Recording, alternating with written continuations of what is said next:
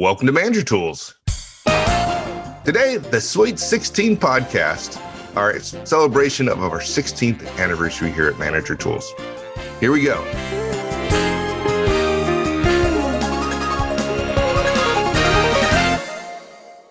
Well, welcome, everybody. It's great to have you all. We have several people today on the podcast that you've all heard at one time or another, but never, ever at the same time on the same podcast. So Mark Horstman, of course, would the podcast folks. be without Mark? We have Wendy Lord. Like I'm on the radio. Hey. Kate Horstman. Hi. And Sarah Sentis. Hi, everyone. Hi, everybody. Welcome. So, Mark, can you believe it's been 16 years we've been doing Manager Tools podcasts? No, I can't. At different days, it seems like either it was yesterday or it was 50 years ago.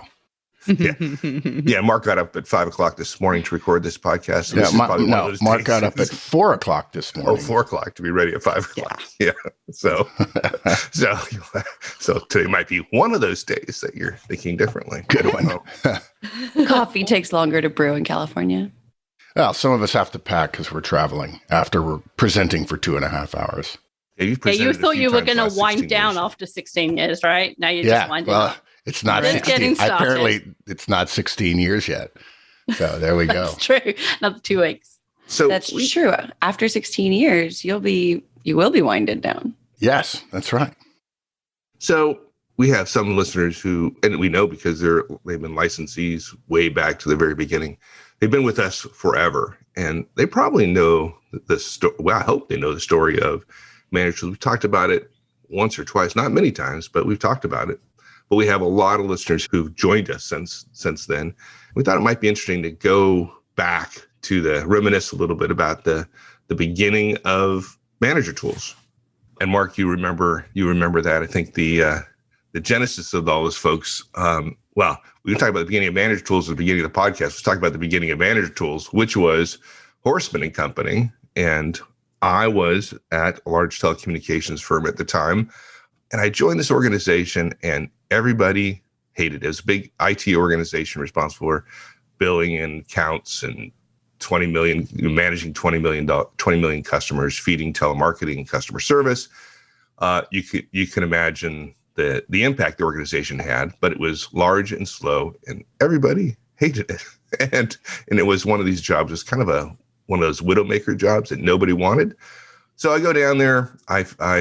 I talk to all my customers. I figure out balanced scorecard was a big thing at the time. Those of you go that far back. Say, okay, here are the metrics I'm going to measure. And I measured them. We did it for a year. We're going to achieve these impossible things. We achieved them. And at the end, customers still hated us. So I called up Mark. Mark had Horstman and Company, leadership management consulting firm. I said, Mark, I know Mark forever, trusted him implicitly. I got a problem. I need help with redoing my balanced scorecard because I must have got it wrong. I must have the wrong metrics.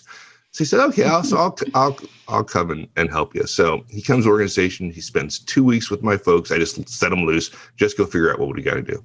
He comes back and goes, dude, you don't have a problem with your metrics. You have a problem. I'll say, he said it much more politely. You have a problem with your organization. Yeah. And he said, you need the basics of management in your organization. And I can't recall, dude, whether you called it the Trinity at the time, but it was one-on-ones, feedback, coaching, delegation, and DISC. DISC had this big piece of the story. Yeah. And the other piece of it was customer. And focus on customer, right? Yeah, so focus on the internal customer. focus. Yeah, the metrics you had killed were internal. Yeah, so yeah. And we started talking about our lifelong, at least since we were professionals, lifelong love for leadership and management, thinking and doing and so on. Then during that engagement, and we kept at it. And then I got tired of running my company.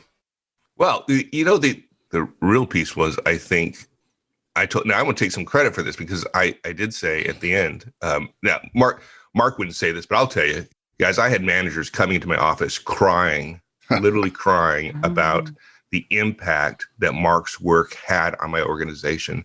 I had one woman come to my office. She's crying. She's like, not only did it change her relationship at work and how effective she was at work, but she said it changed her marriage. Now, folks, we're not marriage tools, so we're talking about management when we're talking above our pay grade. So don't do that. Don't take our stuff and apply it to your marriage.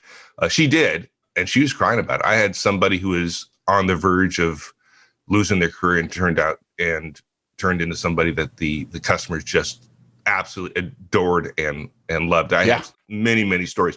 And I told Mark at the time, I said, dude, I don't know how you're gonna do this, but you've got something special here. You can't do this for 40 or 50 managers at a time.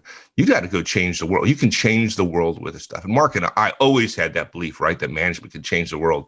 And that, I think, was really the seed of like, how do we take what Mark does and get it to everybody?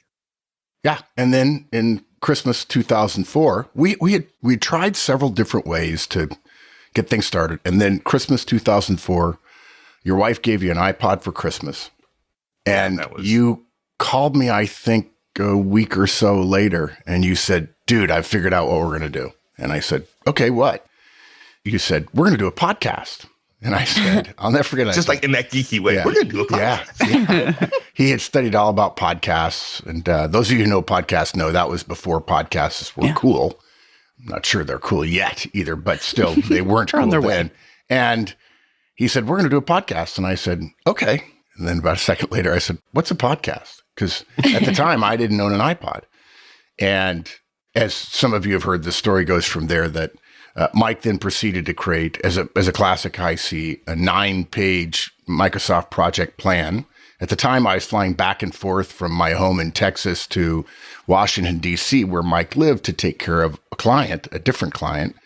And in order to help the start of the company, rather than staying at the Ritz in Tyson's Corner, I chose to stay in Mike's basement while we were working on, okay, what's the idea going to be for this, and so on.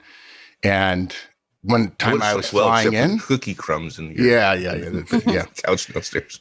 And one time he called me and said, hey, did you get my project plan? And of course, you never ask a hi that. And so I said, yeah. And then a second goes by and he said, did you read it? I said, no, I'm busy. I have other things to do. And I finally looked at it. I finally looked at it a couple of days later, flying into Washington, D.C. And I called him and I said, I'll tell you, we're not doing that. We're not going to take that long. We're not going to spend that much, 6 months going through all the details. I said, what we're going to do is we're going to go to Best Buy and we're going to buy a USB microphone. We're going to plug it into the side of your darn laptop computer and we're going to talk into it. And we're going to find out whether or not this thing will work. Because all the planning in the world about audio and business and LLC and all that sort of stuff don't matter if it doesn't work on air. And so we did. We went to Best Buy and plugged it into the laptop. And we still have that recording where we just basically talked about I was going to ask about the hidden recording. Yes. The very first recording we ever did, Mike and I. And we listened to it and it said, and I was shocked. It sounded really, really good. It sounded like two guys talking about management. And so the gift of the iPod was the thing that got us started down the vehicle of doing podcasts. Now, to Mike's credit, the high I said, we ain't doing that. And then the high C insisted. And so that was in January 2005. And so for the next 6 months, we followed his project plan basically to make sure we had the right audio quality. Mike produced all of our podcasts for years and years and years before we worked with Paul Figiani. And then on, I guess was it June 28th or was it June 26th? I'm pretty sure it was June 26th. June 26th of 2005, our first podcast dropped. And Mike, I can't remember, was it the day before Apple announced support or was it the day after? I think it was the day after. I think we had it all ready to go, scheduled for the 26th. And then like on the 25th, Apple announced support. So we weren't up on the day of, but the day after, just because of our schedule. So we got some mileage out of early adopter, and we're pretty certain based on some conversations we had with people at Apple and how iTunes worked in the beginning, that we were listened to by people at Apple, which helped our rankings quite significantly. And I can remember emailing you a couple of weeks after the start of the podcast. And I said, hey, I went into the log files. We have 100 listeners, 100 downloads. Oh, Yeah. We were so cute. 100 people. Oh my That's God. adorable. If we could double that. And one of them was me. That's right. Yeah. Wendy, were you listening that early? You I can remember where I was when I had the first one. I can remember my apartment. Yeah. So you're a listener from the very beginning. What was your experience? How did you find us? Why did you find us? And then what was it like? There were a couple of other podcasts around, and I was already listening to podcasts because I don't think I am anymore, but I was one of those people who is on the newest thing always. I just want to know what's new. And I've always been interested in work and management and just people's experience at work and how it works and how companies work and all that stuff. So I would listen or read to that stuff then. And I was also in a job that I was really struggling with. And so I was looking for help, and it seemed like a good idea. It seemed like you were going to be able to help, I think. Yeah. And one thing I remember was how good the sound quality was. Even back then, I used to sometimes listen in my car, but because cars back then in a million years ago didn't have the connections they have now. We didn't even have mobile phones then. So, it was a million years ago, or at least I didn't. And so I would listen with a Bluetooth speaker, but it wasn't Bluetooth. It was just plugged into my iPod, which wasn't an iPod. It was a knockoff. And I would listen driving in the car with one of those speakers on. And if the sound quality of most podcasts was so bad that I would get to where I was going with a headache and not with manager tools, I would talk out loud to you and stop on the side of the road to take notes, but I wouldn't have a headache. Yeah. I think Great. I think Mark and I were talking about, and I'm a high C, I'll tend to go overboard in that stuff, but we both came to the conclusion that we didn't want to have the best audio in the world. What we wanted is the audio quality to not get in the way of the lessons, of the teaching. Well, I remember it slightly differently. You're right. That was the criteria. But what I said was, we don't need to be perfect. We don't need to pay money we're not making yet to have a perfect recording. We just need to be better than everybody else. That's all. And you were. And we were. And that's a testament to Mike. Although we did have the right equipment and we double-ended it, people still are amazed today that we're not in the same place when we record. Folks, we're not. I'm in California. Mike is in Northern Virginia. Sarah is at home in Alberta, Edmonton, Alberta, Canada. Kate is in Austin, and Wendy is in San Antonio. And we're all on Zoom for this recording, which is actually exceptionally rare. I don't even know if I've ever recorded a podcast on Zoom. We always use Skype, connected to Audio Hijack Pro. And this is, again, a shout out to Paul Figiani, our audio engineer, who makes us sound good even when we don't sound good. Thank you, Paul.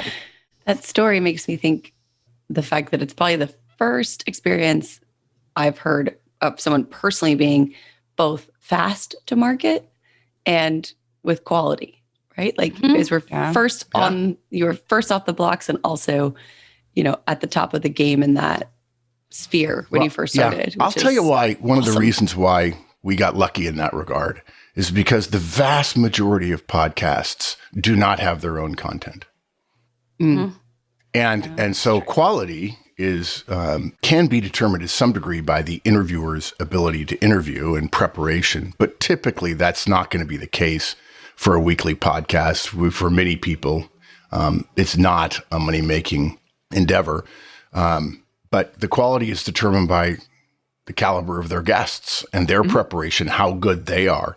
And, we get asked all the time. I get emails. I just wrote about this and things. I think I get emails all the time from people who say, yeah, I've got a guest for you. Some PR person flacking for somebody saying, we got a guest. I think he'd be great for your show. And I'm just like, it's embarrassing. You've got me on the equivalent of an auto dial because we don't have guests on our show. Mm-hmm. I think we've You know, done it. And that's after they tell you how times. much they like our podcast. Oh, they do. They like our Exactly. podcast. Oh, we listen all the time. It's so good. Mhm. Yeah. What made No, you decide no. in the beginning No. that you weren't going to have ads? Because so many, like 99% of podcasts are supported by ads. We weren't planning on making money. That was part of it. In the beginning, I'm not sure podcasts did have ads. No, you're right. Back Yeah. then they didn't. Yeah, they But didn't. At some stage they started to. Yeah, but we decided, like 100 other things that have happened here, we decided we didn't like them. Mhm. Not for us producing them or presenting them or connecting them. We just thought that's not what we would want if we were a listener. We've done that 100 times. We just announced some things I think that if you've been a licensee of ours for 2 years and you've been getting things I think, and you retire, if you ask us, we'll continue to allow you to get things I think, even in retirement, even if you don't have a license. We'll call it a retirement package or something, or a farewell or something, because that's what we would want if we were loyal to an organization and then we didn't have an economic relationship. Things I think sort of does a little bit more than economics for a lot of people. And the same thing for if you lose a job. If you're a licensee and you lose your job, you're laid off, you're fired, doesn't matter. You lose your job and it comes time to renew your license. It's $200 a year, folks. It comes time to renew your license. Just send us a mail and we'll give it to you for free, because that's what we would want if we had gotten fired or laid off or lost our job for some reason. We would want a company that's trying to help us in our career to support us during that time. And when you get hired back again, and now you can put the $200 annual expense, and we don't think it's very much. We like to joke that it's Tiffany advice at Walmart prices. But when you can afford us again, let us know, and we'll bill you then. And the reason we did that was because that's what we would want if we were on the other side of the equation. So Yeah. And we tried ads. We hated them. we did. Yeah, we did. hated People absolutely. said you should do ads, and gosh, you could be so great, and you've got a big audience, and so on. And the first year we did them, I think, Mike, we made what, $50,000 on ads? 63,000. Something like Okay, that. but relatively speaking, at that point, it was trivial. I mean, it wasn't that big a deal. Of course, for a long time, we went just the complete opposite, which is not only are we not going to do external ads, but we're not even going to talk about our internal Right. products. Right. Yeah. We don't want to bother people with the fact that we need to make money as an organization. Right, exactly. We do need to support ourselves. Yeah. Part of the And deal. in fact, we continued that with our launch of Executive Tools, which we'll talk about in just a minute. Starts in a couple of days on the 30th, I think, the first episode. Does the first episode drop on the 30th? No, it drops on it's the the 28th. 28th. Drops on the 28th. Yeah. Yeah, Monday the 28th. Yeah. No, Wednesday the 30th. No, that's when that's when our anniversary is. That doesn't mean we're going to delay our podcast until the 30th, is it? Exec Tools goes out on Wednesdays. Oh, that's right. I'd forgotten. Yes, we have 3 podcasts a week now: Monday, Wednesday, and Now Thursday. you see how the soup is made. Yes, Yeah. exactly. Yeah. As long as one of us knows what's going on, we're all good. But Mike and I talked about whether or not we would have ads in Exec Tools, and we decided we would not. Now, we will have, and I think you could arguably apply this term to what we do in our existing podcasts. We're not going to have ads. And of course, when we say ads, people assume it's external ads, and then they discover they're really just internal reminders about our products and services, which fund the podcast, by the way. But we're not going to have ads. We're going to have PSAs, public service announcements, which are essentially about us. And we'll do our best to keep them reasonable and as much under the radar as possible. Because again, when I listen to podcasts, I'm shocked at how long the ads are. The better the podcast is, the bigger the audience, the more money they can make by selling more time up front when I have to listen to ads. Now, I understand the economics of it. There's no problem. I get it. But I don't have to listen if I don't want to. And it just reminds me of the inherent unsupportability in the long term of 3-party economic systems. So, Yeah. Well, I don't think we've ever thought of monetizing directly our podcast. That's never been in the back of our head. No. The point of the podcast is to share the information we have freely with as many people in the world. And luckily, it helps people learn about manager tools, have a relationship with manager tools, figure out what kind of people we are and those that we employ, and look at our other products and services, right? But in terms of monetizing it directly, we've never done that. And most podcasts, that's what they're trying to do. Yeah. That's how they make their money. Yeah. And that leads us to a good lesson, which we just happened to us in the last year. We're recording this obviously in 2021. And one of the things we're going to talk about is key lessons we have over the years. I think our first lesson is, what would we as a customer want? What would the experience be like if we were our own customers? And how would we want to get our management guidance? So if you're wondering how it is that we structure the podcast, we structure it the way we would want it. And the content in the podcast are the things that we would have wanted to know. I say this quite frequently, but if you haven't heard us say it before, I'll say it again. Mike and I did not know this stuff when we started our careers. And we discovered in the Army and Procter & Gamble and MCI and Mobil that neither did senior people. And it was annoying. And we didn't like the feeling of not knowing what we were doing and not being able to trust people above us to know what they were doing. And that management was all just personalities, since personalities are so widely divergent. And so what you're getting in our podcast, specific actionable stuff, that's because that's what we would have wanted. Not theory, not a book, not anecdotes and stories and leaving you to figure out what the key lesson and how to implement that, but rather do this today. As Churchill would say, action this day. That's what we would have wanted. Tell me what to do. Tell me how to solve this problem. Don't tell me the what or the why or, tell me the how. I've got a problem here. I need to fix it. Don't say things like be approachable. Don't say, you need to be equitable. You need to be open-minded. You need to see around corners and so on. I hated all that stuff. I was like, I have a real problem. And millions of people around the world do this job every day. And you're telling me nobody knows this stuff? Well, later we find out they did know this stuff. But the management sciences world has a bad marketing department. And so I had to actually start my own management consulting firm to learn what it was that it took to be good managers. Yeah, I think that's important part of the guidance is it's not actions based upon some theory. It's based on results and observing what managers do in the real world and what kind of results they get. And if you're smart, like Mark is, you look at enough of them, you start to create a theory based upon success as observed, right? Which is a very different way of than saying, I think this is the way the world should work. And I'm going to prescribe a bunch of behaviors based upon the way I think the world works. And diverges from reality. Well, as people say to me all the time, well, Mark, I don't see it this way. I don't do it this way. I said, that's fine. It's okay. Keep doing it your way. You have your anecdote. I have a big mountain of data. The data. I think I win. But you keep, the great thing about freedom, and a great deal of the world is free today, thankfully, is that you get to do what you want. And life is really good about consequences. So another lesson that really happened a year ago was the pandemic. So in addition to focusing on customers and giving customers what we would have wanted, both in terms of how the product is presented, but also what the product is, both in Manager Tools and Career Tools and our other products as well, specific and actionable, we made a decision, Mike and I made a decision years ago that we were going to be very conservatively managed. Which is actually an annoyance for some in our audience because they believe we should take VC money and we should sell the company to somebody else who don't get the vision, and we could grow massively.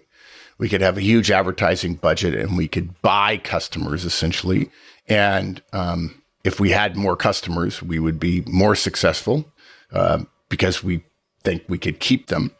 But that is a recipe for ups and downs. And I can't remember who was it? Oh, it was Mike Markkula, one of the original founders of Apple, or at least the original funder of Apple. A former Intel guy said, and I'm going to paraphrase here, you shouldn't start a company to get rich. you should start a company to deliver something you care about and to build an organization that will outlast you. And this cast, as much as any other we've ever done, is about building the organization to outlast us. That Mike and I, our mission is to make every manager in the world effective and every professional productive. And we know that won't happen in our lifetime. And so we intended to build an organization that would last. And the way you build an organization is hire the right people, present company included, and then put in place the systems and processes that will make it robust enough to withstand almost anything, like governmental lockdowns in response to a pandemic. And we're here today because we followed that guidance. We're not a big company, but we had $1 million in cash in the bank. I can promise you, if you're a small company, cash is king. Yeah. And we thought $1 million was going to get us through anything. And Yeah. Well, we did, and it did. But at the same time, there was some pucker factor there in April and May of last year. And fortunately for us, because we hired well years before, the other 3 people on this cast, Kate and Sarah and Wendy, rallied together, and we turned all of our in-person products into virtual products and turned on a dime, basically. And by the way, if you ever thought about working at Manager Tools, you should be willing to turn on a dime if you have to. And you should be willing to go without sleep if there's a global pandemic and the economy shuts down. Yeah. They don't happen often. I feel like Yeah. you could spend a couple of nights working. Yeah. Yeah. We're a humane place to work as well. Yeah. And we have a 1-page employee manual. You work here. We trust you. Do what you think is best. Because if you don't trust somebody, you shouldn't hire them. So if we've hired you, we trust you. Make your decision and do what happened. Do what you need to do.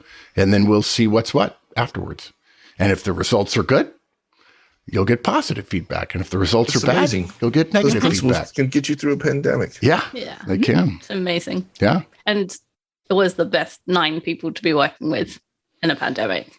We were lucky in that having the hiring bar this high means you can get through anything. Yeah. It wasn't Yeah. luck. Yeah. Yeah. Yeah. Yeah, it was. Well, yeah. It looks lucky from the outside, I guess. Mhm. It The was same great. principles apply to management, right? You Yeah. do a few simple things like Mhm. have relationships with your people, Yeah. give them performance feedback, Hire well. make them better, coach them, delegate work down. Hey, things work out pretty well. And in another significant disruption, we started Manager Tools in 2005, in June of 2005. And then in late 2007 and through 2008, we had the Great Recession. And that was the origin of our second cast, which is Career Tools. Now, many of you have forgotten this, but in the very beginning, I was getting so many questions from people about careers that the way Manager Tools was set up, we would do 3 management podcasts a month, and then we would do a career cast. We had 1 a month, every month. And in 2008, I think, wasn't it, Wendy? It was in 2008. We realized that the economic struggle of the Great Recession would cause us to have to expand the amount of Career Tools casts were. So there was a period of time there for a little bit where I was writing 2 casts a week. And then luckily, Wendy, we had Wendy on board. And I said to Wendy, okay, who, by the way, was hired because she was the smartest person I'd ever read online about careers. Because believe me, the people who are writing about careers online, there's an old saying about the internet. On the internet, nobody knows your dog. The worst advice in the world comes from markets where there is a low barrier to entry. And I hired Wendy. And then during 2008, I said, okay, you're going to start writing Career Tools podcasts because I can't do both of them. And she said, no, I'm not. And she should have known better, of course. But Wise Little did advice. she Say know. no to your Yes. boss a lot. yes, exactly. Not. Worst advice in the world. Yeah. But as I recall, Wendy, you wrote them, but I recorded them. Yeah, for a while. Yeah. Yeah. And then I think you said, you're going to record them. And I went, no, I'm not. No, I'm not. Yeah, you are. That's how good the delegation model works, folks. People will say, "No, I'm a terrible employee." To be fair, and Mark does a great job of managing me, and probably nobody else in the world would want to. Yeah. Thinking about other highlights, what other highlights stand out in the last 16 years? First conference. Tell that story. The first conference? Yeah. Oh, so. Oh my Lord. Yeah. Mike. Oh my Lord. I don't mean, oh my windy Lord. Yeah. Yeah.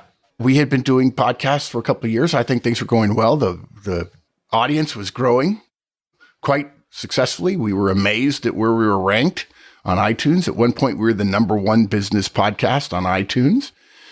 When the market was iTunes and nothing else. We won the Podcast of the Year award in the business category so many times. They've now named the category after us because of the love our community had, because it was community-based voting for the Podcast of the Year award.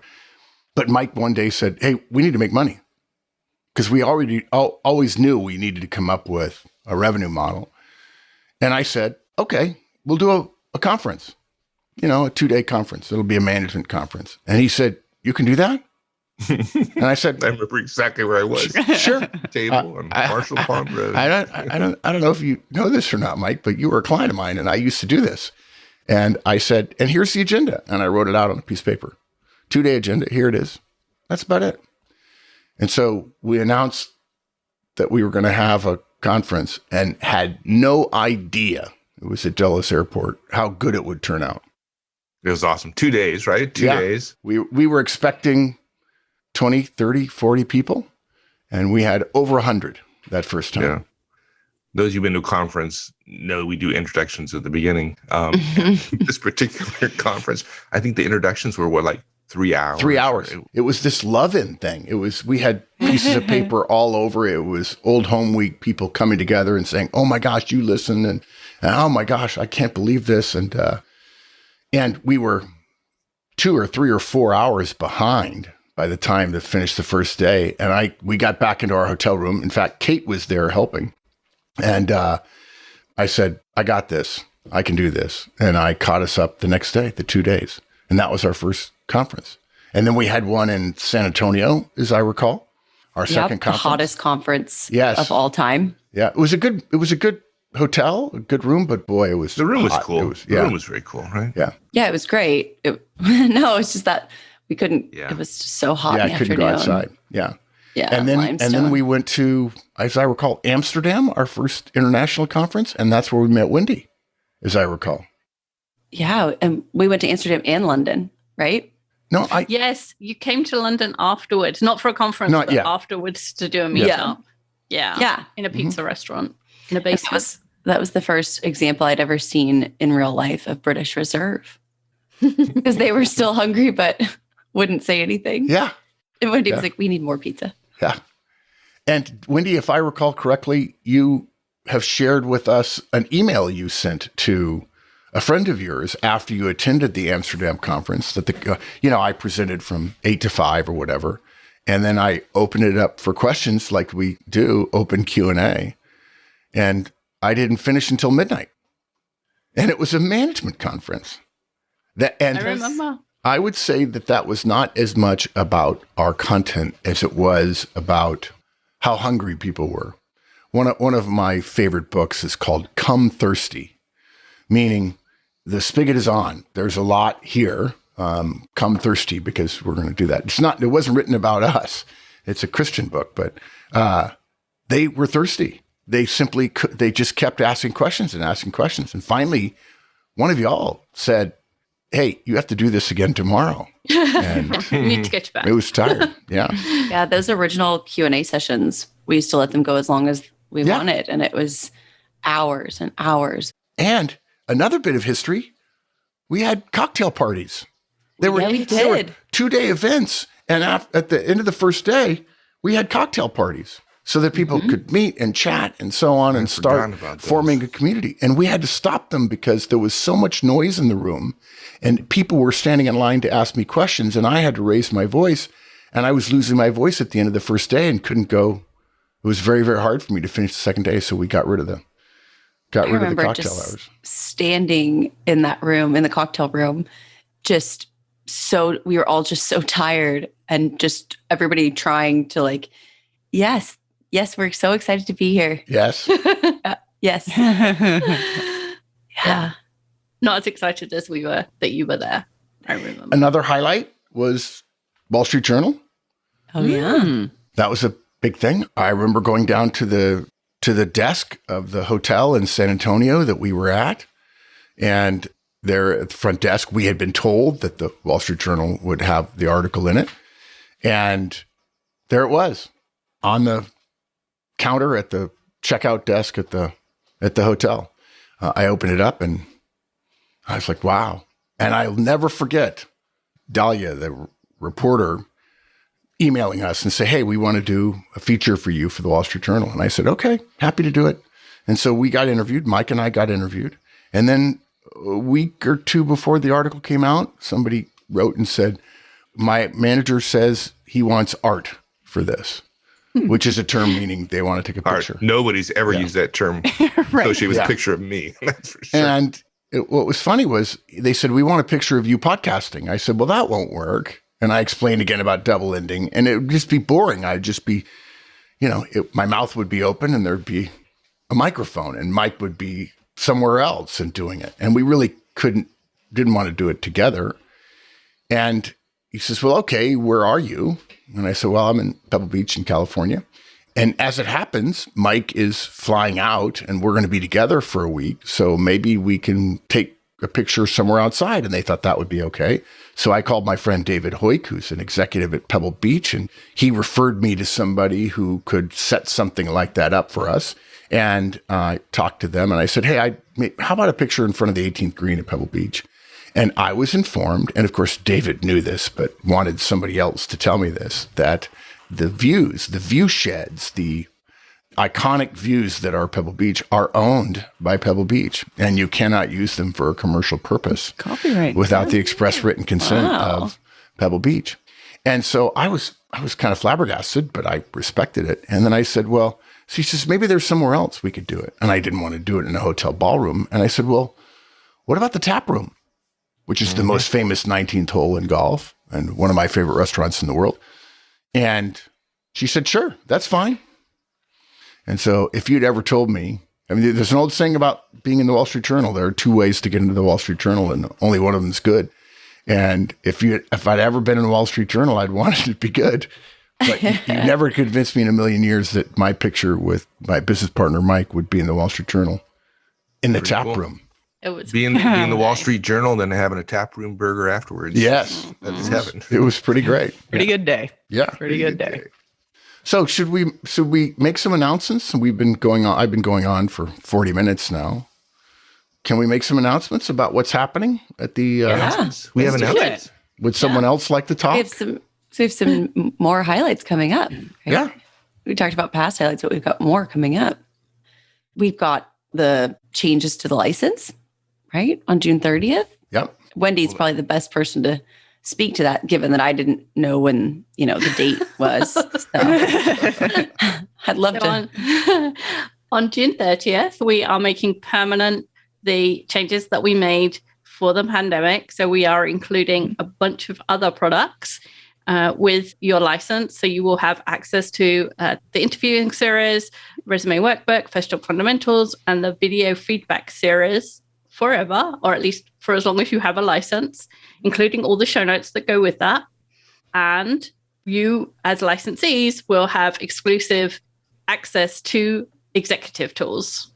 Doesn't exist yet, but I have heard the first one and it's amazing. And I have also seen the outlines for the first 12, and they're also amazing.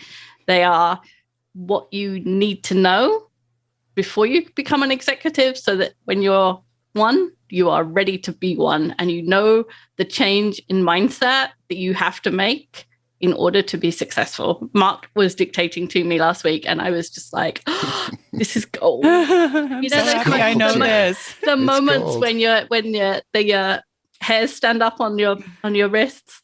It was one of those moments. So I promise you, it's going to be amazing.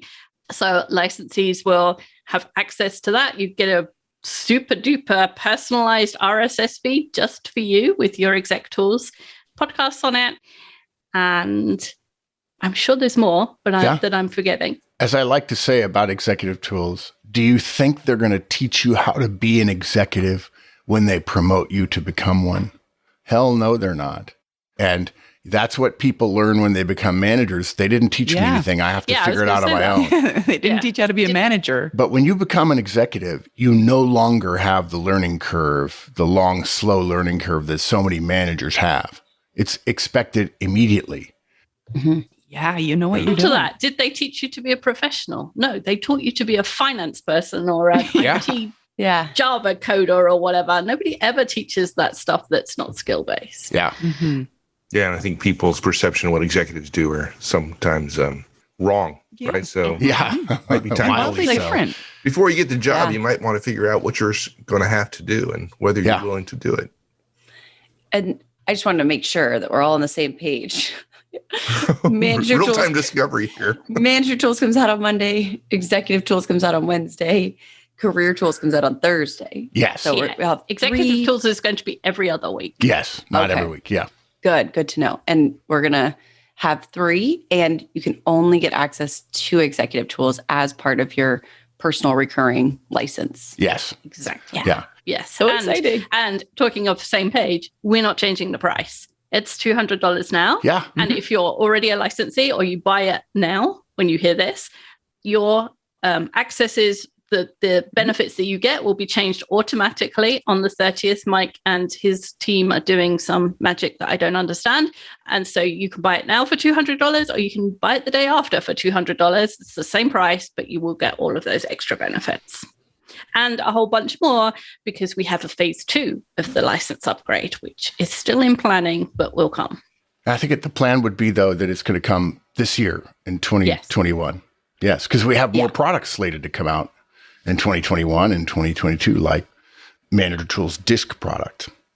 Yay. Yeah, that's coming as well. So And excited about that. Another thing that's happening around our Sweet 16 is, some of you know, part of the reason all of us are on this podcast is because very quietly in the dark of night, without a farewell, which was planned, by the way, you won't hear Mike and I's voices anymore on Manager Tools.